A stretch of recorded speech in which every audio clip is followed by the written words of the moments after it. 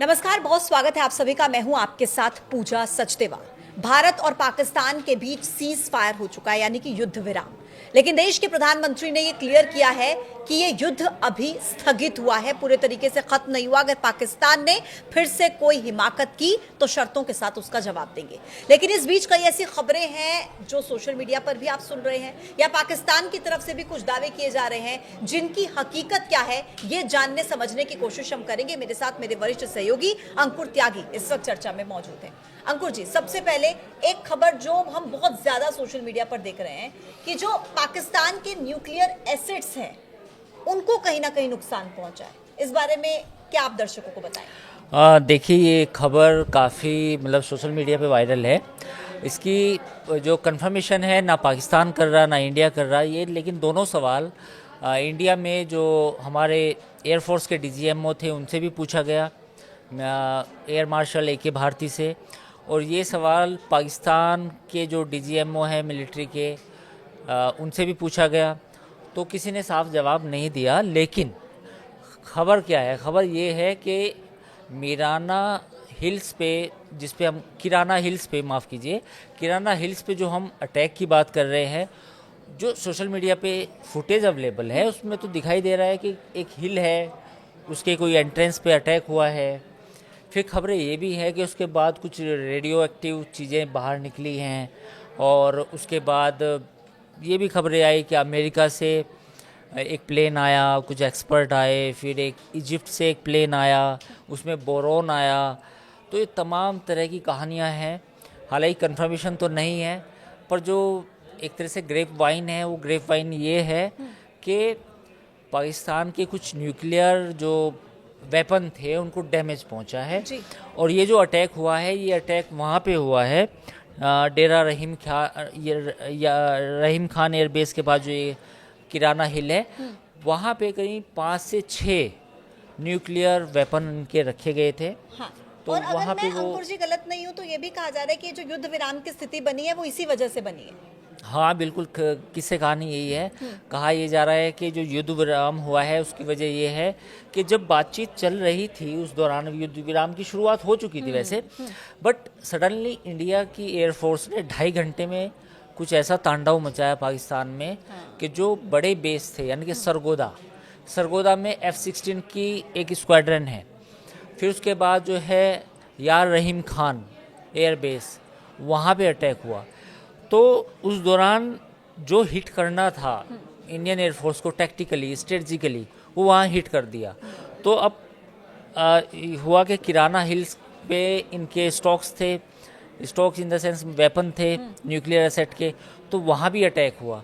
तो उसके बाद जो है पूरा हड़कंप सा मच गया पाकिस्तान में भी और अमेरिका में भी। अमेरिका के बेसिकली कहा यह जाता है कि जो पूरा उसका मैनेजमेंट है, रख रखाव है, कहीं ना कहीं वो अमेरिका की निगरानी में होता है, क्योंकि उसमें भी न्यूक्लियर वेपन जो रखे जाते हैं, दे आर नॉट लाइक कि ऐसे ओपन में है। उनका भी पूरा एक सिस्टम होता है कि कैसे उनको रखा जाएगा ताकि रेडिएशन ना हो, और जो एक तरह से उनका जो सपोर्ट होता है कंप्यूटर का, वो भी मुझे लगता है कि वो सारी जानकारी तो अमेरिका के पास है। कुल मिलाकर अभी ऑफिशियली इसका डिक्लेरेशन नहीं हुआ है, लेकिन जो नहीं, वैसे तो कभी नहीं होगा। हाँ, कभी नहीं होगा, बिल्कुल सही, आप मैं इसी बात पर आ रही थी।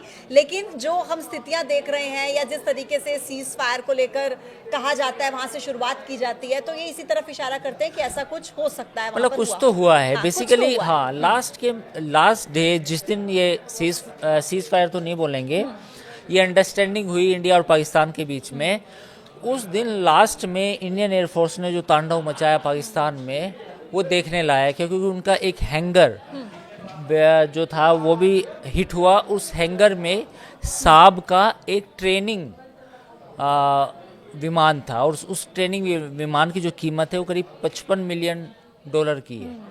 तो वो इतना महंगा विमान भी, एक खबरें ये हैं कि वो भी ध्वस्त हुआ है।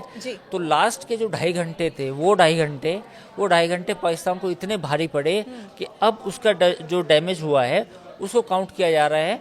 और ये सपोर्ट कहाँ से आ रहा है, ये अब देखिए, सारी चीज़ें आज की डेट में सब गूगल मैप पे अवेलेबल हैं। सारे जो सैटेलाइट मैप की जो सर्विसिंग देती हैं कंपनी, उन पे अवेलेबल हैं। तो एक कंपनी है मैक्सटन टेक्नोलॉजीज लिमिटेड, ये अमेरिकन कंपनी है और इसी कंपनी से मैप भी खरीदे गए थे। ये स्टोरी भी आई थी मीडिया में, पहलगाम के जो आतंकी थे जी।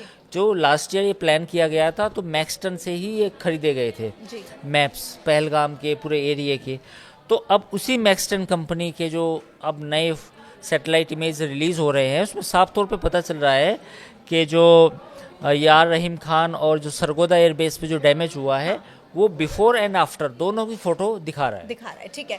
अच्छा अंकुर जी, ये बेशक ऑफिशियली इस बात को एक्सेप्ट करें ना करें कि इनका जो अभी आपने बताया इनका विमान जो बहुत महंगा था वो क्षतिग्रस्त हुआ है या इस न्यूक्लियर एसेट्स को नुकसान पहुंचा है, लेकिन ऑफिशियली ये जरूर डिक्लेयर कर दिया इन्होंने। इनके सोशल मीडिया पर हमने देखा कितने ऐसे रिपोर्ट्स चले कि S-400 को हमने ध्वस्त कर दिया, हमने आदमपुर एयरबेस को अपना निशाना बना लिया। लेकिन आज उसी एयरबेस से प्रधानमंत्री नरेंद्र मोदी संबोधित करते हैं, जो कि साफ दिखता है पूरे तरीके से सुरक्षित है। और प्रधानमंत्री नरेंद्र मोदी को अगर उस तस्वीर में बहुत ध्यान से देखा जाए तो S-400 वहां पर नजर आता है, जो पाकिस्तान के झूठ को फिर एक बार बेनकाब करता है। बिल्कुल आपने सही कहा। देखिए हमारे बीच में जो फोटो है S-400 की, ये साफ तौर पे आपको बताती है कि जब आज प्राइम मिनिस्टर जब वहाँ पे पहुँचे तो ये पूरी मैसेजिंग दी गई। क्योंकि देखिए बैकग्राउंड में जो आप देख रहे हैं S-400 की फ़ोटो है प्राइम मिनिस्टर के पीछे, तो ये साफ तौर पे दिखाती है कि S-400 की जो लोकेशन है और जो वो पूरी बैटरी है वो इंटैक्ट है, उसको कोई डैमेज नहीं पहुँचा। नंबर 1। नंबर 2, पीछे आप कुछ विमान भी देख रहे हैं जो खड़े हैं, तो कहीं आपको नहीं लग रहा कि जो हमारी एयर स्ट्रिप है एयरबेस की उसमें कोई डैमेज हुआ है। तीसरा पॉइंट ये है कि जब प्राइम मिनिस्टर अब वायुसेना के विमान से आए तो उसकी लैंडिंग सीधी आदमपुर बेस पे हुई।